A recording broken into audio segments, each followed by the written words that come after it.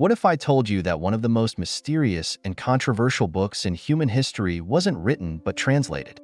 Step back in time to 3rd century BCE Alexandria, a dazzling hub of knowledge, where the world's most ambitious minds congregated to unlock the secrets of the universe. At the heart of this intellectual beacon stood the Great Library, a monument to human curiosity that aspired to collect every scroll, every fragment of wisdom ever written. Among the countless texts lining its shelves, one stood apart: the Hebrew Scriptures. Sacred, enigmatic, and revered, these writings held the essence of a culture that had survived the rise and fall of empires. But there was a problem. They were locked away in Hebrew, a language foreign to the Hellenistic world. And this wasn't just any world. It was a time when Greek culture was the dominant force, shaping politics, philosophy, and even faith. Enter King Ptolemy II, Philadelphus of Egypt, a ruler as shrewd as he was ambitious. To him, this wasn't merely about preserving a sacred text, it was an opportunity to reshape it. What began as a translation project soon evolved into something far greater, something far more dangerous. The Hebrew Bible, the Torah itself, would be recast, word by word, into Greek, laying the foundation for what we now call the Septuagint, a story of power, mystery, and divine providence. Legend has it that Ptolemy summoned 72 Jewish scholars from Jerusalem to Alexandria. Each was tasked with translating the Torah independently, isolated from one another. When their work was finally compared, every single version was identical, down to the last word. Was this divine inspiration, a miraculous sign of God's guiding hand? Or was it a carefully orchestrated story designed to legitimize what was, at its core, a political tool?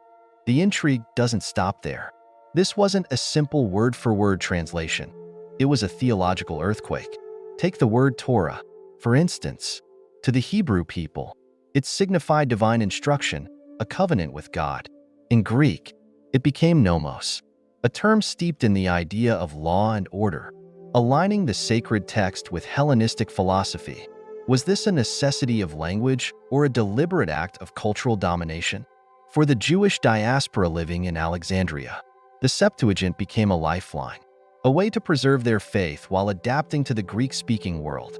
But for Jewish leaders in Palestine, it was nothing short of betrayal, a distortion of their sacred text that severed their connection to the divine truth. The seeds of controversy and division.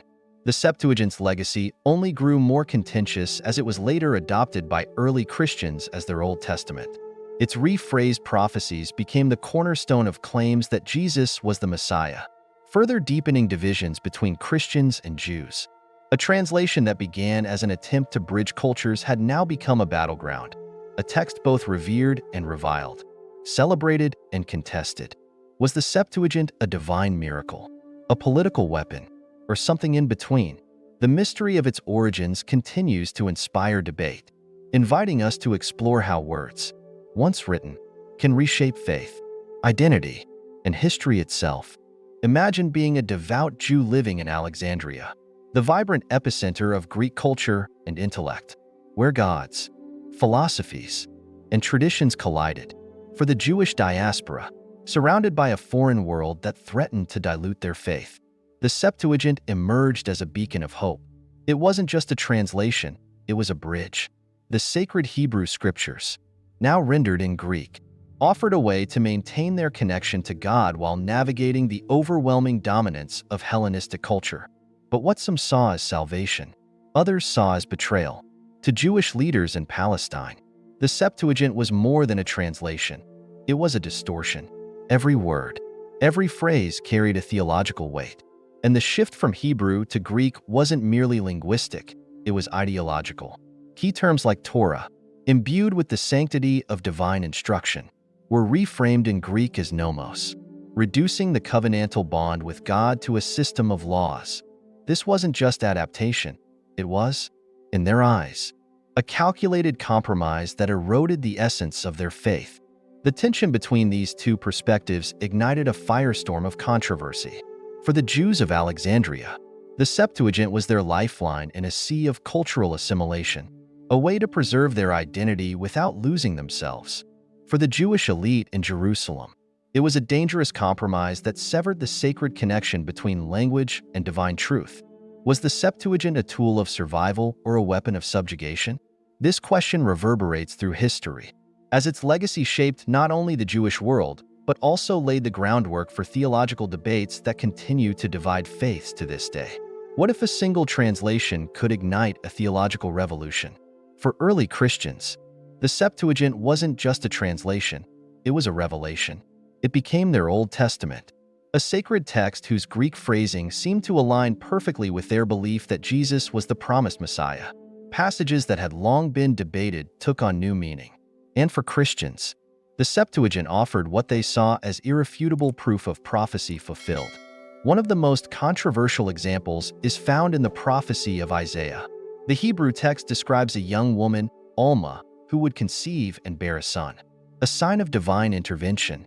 Yet, in the Septuagint, this became Parthenos, explicitly meaning virgin. For Christians, this shift was monumental. It tied Jesus' miraculous birth directly to ancient prophecy, cementing his role as the Messiah in their theology. But this reimagining of sacred texts came at a cost. To Jewish leaders, it was nothing short of a distortion, a misinterpretation that twisted the intent of their holy scriptures. What Christians hailed as divine fulfillment, Jews saw as a betrayal, a weaponization of their most sacred writings to serve a new faith. The Septuagint, once intended to bridge cultural divides, now became a battleground, dividing communities that had once shared a common heritage. The Septuagint's role in Christianity extended far beyond theology. It became a tool of evangelism, its accessible Greek language opening doors to converts across the Roman Empire. But with its adoption came profound division, laying the foundation for centuries of tension between Christianity and Judaism. Was the Septuagint a divine revelation, or a calculated reinterpretation? The answer depends on which side of history you stand. What happens when sacred texts become battlegrounds for identity and faith? For the Jewish community, the widespread adoption of the Septuagint by early Christians was more than a theological challenge. It was an existential threat. The translation, once seen as a lifeline for the Jewish diaspora, was now being wielded to reinterpret prophecies and reshape beliefs in ways that many Jews could not accept. The very essence of their covenant with God was at stake. In response to what they viewed as a distortion of their sacred scriptures, Jewish scholars undertook one of the most ambitious preservation projects in history. They meticulously developed the Masoretic text, a standardized and annotated version of the Hebrew Bible, designed to ensure absolute fidelity to the original divine message. This was no mere scholarly endeavor. It was a declaration of independence, a defiant stand to reclaim their sacred heritage from what they saw as theological manipulation.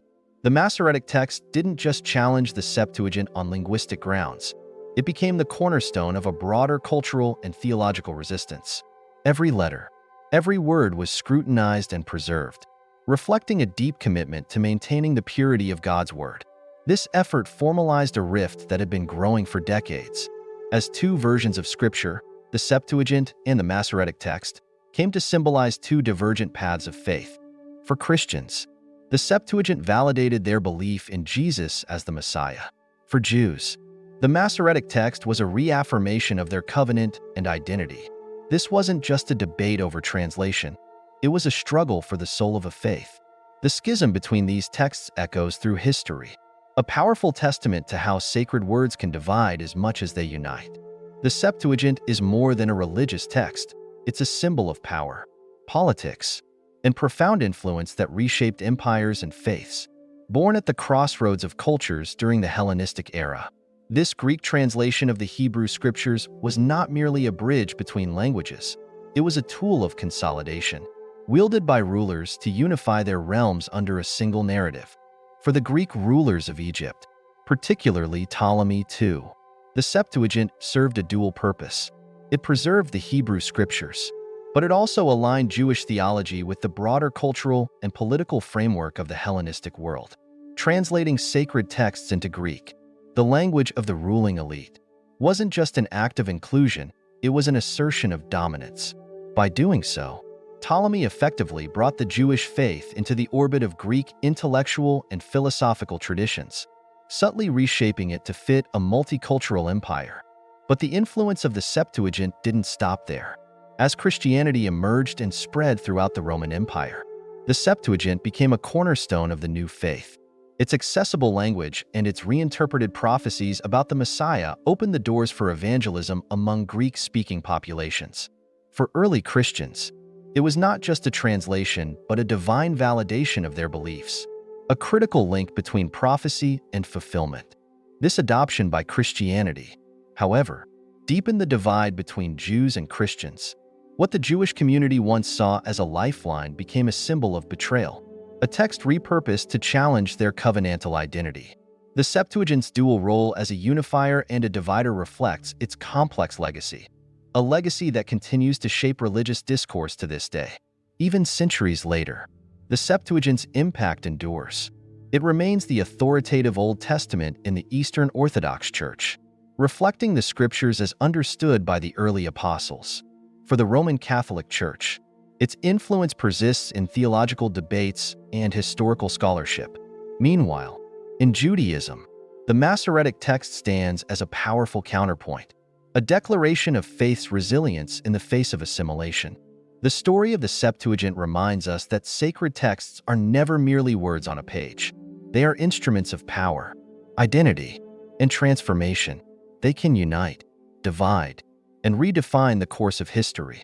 If you're captivated by these profound intersections of faith, culture, and politics, subscribe to our channel for more deep dives into the stories that shaped our world. May God bless you abundantly and guide you on your journey of discovery.